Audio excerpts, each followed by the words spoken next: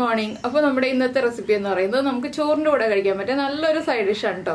തൈരും ചോറും രസവും ചോറും സാമ്പാറും ചോറും ഒക്കെ ഉള്ളതിന്റെ കൂടെ കഴിക്കാൻ പറ്റിയ നല്ലൊരു അടിപൊളി തമിഴ്നാടൻ സൈഡ് ഡിഷ് ആണ് നമ്മുടെ റെസിപ്പി. പേരെന്താണെന്ന് വെച്ചിട്ടുണ്ടെങ്കിൽ ക്യാപ്സിക്കം പരിപ്പ് ഉസ്ലി എന്നാണ് ഈ റെസിപ്പിയുടെ പേര്. അപ്പോൾ നിങ്ങൾ ഇങ്ങനെ ഒരു റെസിപ്പി ഉണ്ടാക്കി നോക്കിയിട്ടില്ലെങ്കിൽ ഉറപ്പായിട്ടും തയ്യാറാക്കി നോക്കൂ. നമ്മുടെ വീട്ടിലുള്ള കുറച്ച് വിഭവങ്ങൾ ഉപയോഗിച്ച് തന്നെ നമുക്ക് ഈ ഒരു റെസിപ്പി തയ്യാറാക്കാം. അപ്പോൾ പേര് കേട്ടിട്ട് പേടിക്കൊന്നും വേണ്ട, എളുപ്പത്തിൽ തയ്യാറാക്കാൻ പറ്റിയ റെസിപ്പിയാണ്. അപ്പോൾ നമുക്ക് എങ്ങനെയാണ് നമ്മുടെ ഈ റെസിപ്പി തയ്യാറാക്കുന്നത് നോക്കാം. നമുക്ക് നമ്മുടെ ഇൻഗ്രീഡിയൻസ് നോക്കാം. നമ്മളിപ്പോൾ 3/4 കപ്പ് തൂവരപ്പരിപ്പ് ഒരു 2 മണിക്കൂർ വെള്ളത്തിൽ സോക്ക് ചെയ്തെടുത്തിട്ടുണ്ട്. അതുപോലെ തന്നെ ഒരു ക്യാപ്സിക്കത്തിന്റെ പകുതി ചെറുതായിട്ട് കട്ട് ചെയ്തെടുത്തിട്ടുണ്ട്. പകുതി എന്ന് പറയുമ്പോൾ 1 കപ്പ് ക്യാപ്സിക്കം വരും കട്ട് ചെയ്തെടുക്കുമ്പോൾ. പിന്നെ നിങ്ങളുടെ എരിവനുസരിച്ച് വറ്റൽമുളക് എടുക്കുക. ഞാനിപ്പോൾ ഒരു 8 വറ്റൽമുളക് എടുത്തിട്ടുണ്ട്. പിന്നെ ഒരു 10 ഉള്ളി എടുത്തിട്ടുണ്ട്. ഉള്ളി തന്നെ ഈ ഒരു റെസിപ്പിയിൽ ചേർക്കുക, സവോള ചേർക്കരുത്. പിന്നെ നമുക്ക് ആവശ്യമുള്ള കാര്യങ്ങൾ ചേർക്കുമ്പോൾ പറയാം. അപ്പോൾ ആദ്യം നമുക്ക് ഈ പരിപ്പ് ഒന്ന് അരച്ചെടുക്കണം. അരയ്ക്കാന്ന് പറയുമ്പോൾ നമ്മൾ പരിപ്പോടേക്ക് അരയ്ക്കുന്ന പോലെ നന്നായിട്ട് അരയ്ക്കരുത്, തരിതരിപ്പായിട്ട് അരച്ചെടുക്കുക. അതിനായിട്ട് മിക്സിയുടെ ഒരു ജാർ എടുക്കുക. മിക്സിയുടെ ജാറിലേക്ക് നമ്മൾ എടുത്തു വെച്ചിരിക്കുന്ന പരിപ്പ് ചേർത്ത് കൊടുക്കാം. ഇതിലേക്ക് നമ്മൾ എടുത്തു വെച്ചിരിക്കുന്ന വറ്റൽമുളക്, അതുപോലെ തന്നെ ഉള്ളി, ഒരു 1/4 ടീസ്പൂൺ കായപ്പൊടി, പിന്നെ ഞാൻ ചേർക്കുന്നത് 1/2 ടീസ്പൂൺ ഉപ്പാണ്. ഈ പരിപ്പിന് ആവശ്യമായ ഉപ്പാണ് ഞാനിപ്പോൾ ചേർത്ത് കൊടുക്കുന്നത്. ഇനി നമുക്കിത് തരിതരിപ്പായിട്ട് അരച്ചെടുക്കാം. ഫൈനായിട്ട് അരഞ്ഞു പോരുത്, നമ്മളൊന്ന് പൾസ് ചെയ്ത് എടുത്താൽ മതി. അപ്പോൾ തരിതരിപ്പായിട്ട് നമുക്ക് കിട്ടും. മുളകൊന്നും നന്നായിട്ട് അരയണ്ട, ഇടയ്ക്ക് മുളകൊക്കെ അതുപോലെ തന്നെ കിടന്നോട്ടെ, ചെറിയ പീസുകളായിട്ട് കിടന്നോട്ടെ, കുഴപ്പമില്ല.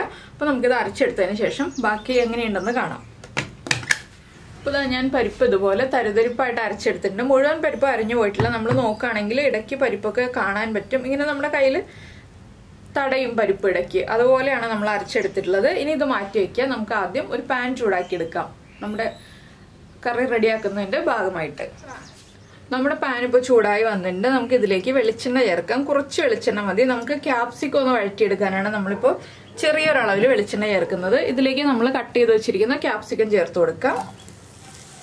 ക്യാപ്സിക്കം ഒരു മിനിറ്റ് ഒന്ന് വഴറ്റിയെടുക്കുക. ക്യാപ്സിക്കത്തിന്റെ ഒരു റോ ടേസ്റ്റ് ഒന്ന് മാറി വരാനാണ് 1 മിനിറ്റ് ഒന്ന് വഴറ്റിയെടുക്കുക എന്ന് പറയുന്നത്.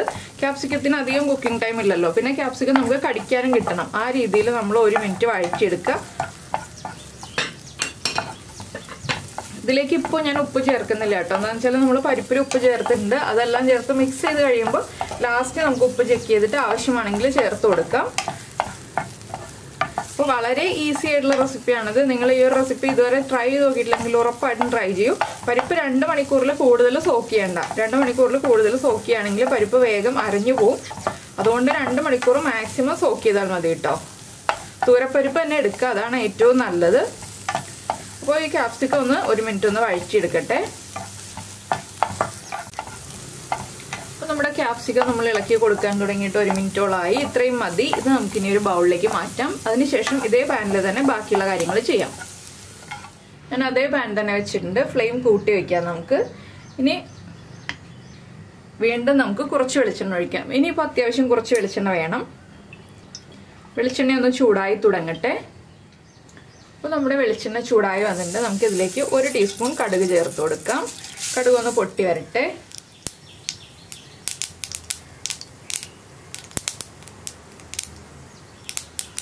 നമ്മുടെ കടുക് പൊട്ടി കഴിഞ്ഞുകൊണ്ടിരിക്കുന്നുണ്ട്. ഞാനൊരു 1/2 ടീസ്പൂൺ ഉഴുന്ന് പരിപ്പും കൂടി ചേർക്കുന്നുണ്ട്. ഉഴുന്ന് പരിപ്പായാലും ഉഴുന്ന് ബോളായാലും കുഴപ്പമില്ല, ഉഴുന്ന് ചേർക്കണം. അപ്പോഴാണ് ഇതിന് ടേസ്റ്റ് ഉണ്ടാവുള്ളൂ.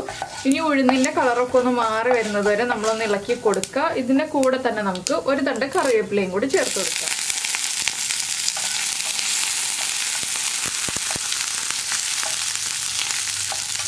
ഉഴുന്ന് വല്ലാതെ അങ്ങോട്ട് ബ്രൗൺ ആയി പോകണ്ട. ഒന്ന് ചെറുതായിട്ട് ബ്രൗൺ ഷെയ്ഡായി വരുമ്പോൾ നമുക്ക് അടുത്തടുത്ത കാര്യങ്ങൾ ചേർക്കാം. ഉഴുന്നിൻ്റെ കളറൊക്കെ ചെറുതായിട്ട് ചേഞ്ചായി തുടങ്ങുന്നുണ്ട്. നമുക്ക് ഒരു 1/2 ടീസ്പൂൺ മഞ്ഞൾപ്പൊടി ചേർത്ത് കൊടുക്കാം.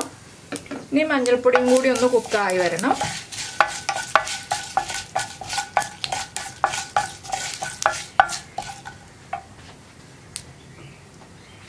ഇതിലേക്ക് ഇനി നമുക്ക് നമ്മൾ അരച്ചു വെച്ചിരിക്കുന്ന പരിപ്പ് ചേർത്ത് കൊടുക്കാം. പരിപ്പ് ചേർത്തിട്ട് നന്നായിട്ടൊന്ന് ഇളക്കി മിക്സ് ചെയ്യാം.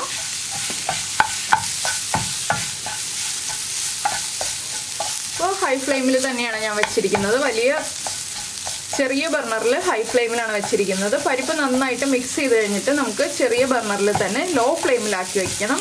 ഒരു 10 മിനിറ്റ് അടച്ചു വെക്കണം പരിപ്പൊന്ന് കുക്കായി വരാനായിട്ട്. അപ്പോൾ ഇടയ്ക്കിടയ്ക്ക് ഇളക്കി കൊടുക്കണം. ഇടയ്ക്ക് വേണമെന്നുണ്ടെങ്കിൽ 1-2 പ്രാവശ്യം 1 ടേബിൾ സ്പൂൺ വെള്ളം തളിച്ചു കൊടുക്കുക കേട്ടോ, പരിപ്പ് കുക്കായി വരാൻ ആവശ്യമായ വെള്ളം.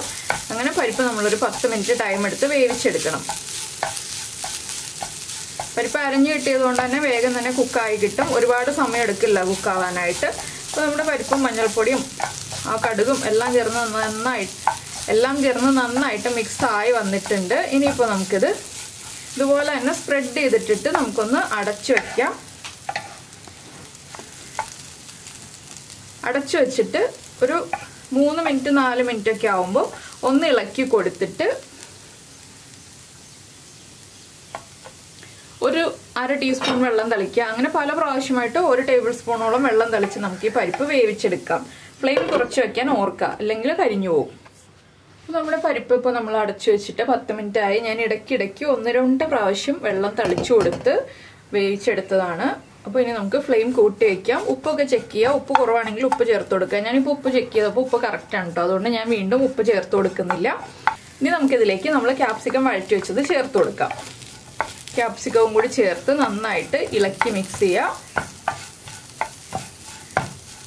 നിങ്ങൾക്ക് കൂടുതൽ ക്വാണ്ടിറ്റി ക്യാപ്സിക്കം ചേർക്കണം എന്നുണ്ടെങ്കിൽ കൂടുതൽ ക്വാണ്ടിറ്റി ക്യാപ്സിക്കം ചേർക്കാം കേട്ടോ. ക്യാപ്സിക്കത്തിന് ഇത്ര അളവൊന്നുമില്ല, ഞാനിപ്പോൾ ഒരു പകുതി ക്യാപ്സിക്കം എടുത്തു എന്നേ ഉള്ളൂ.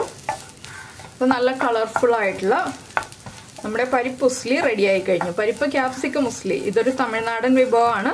അപ്പോൾ അവർ പരിപ്പ് ഉപയോഗിച്ച്, അവർ ക്യാപ്സിക്കം ഉപയോഗിച്ച്, ബീൻസ് ഉപയോഗിച്ച്, അങ്ങനെ പല വെജിറ്റബിൾസ് ഉപയോഗിച്ചിട്ടും ഈ ഒരു റെസിപ്പി ചെയ്യാറുണ്ട്. നമുക്ക് ഏറ്റവും കുക്കിംഗ് ടൈം കുറഞ്ഞത് ക്യാപ്സിക്കം ആയതുകൊണ്ടാണ് ഞാൻ നിങ്ങൾക്ക് ക്യാപ്സിക്കം ഉപയോഗിച്ച് ചെയ്ത് കാണിക്കുന്നത്. അപ്പോൾ പല വെജിറ്റബിൾസ് ഉപയോഗിച്ചിട്ടുള്ള ഉസ്ലി നിങ്ങൾക്ക് താല്പര്യം ഉണ്ടെന്നുണ്ടെങ്കിൽ ഞാൻ ചെയ്ത് കാണിക്കാം.